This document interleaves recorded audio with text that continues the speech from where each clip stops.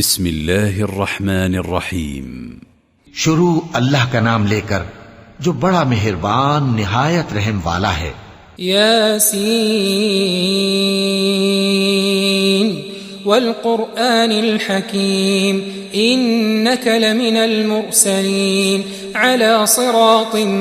مستقيم تنزيل العزيز الرحيم لتنذر قوما ما أنذر آباؤهم فهم غافلون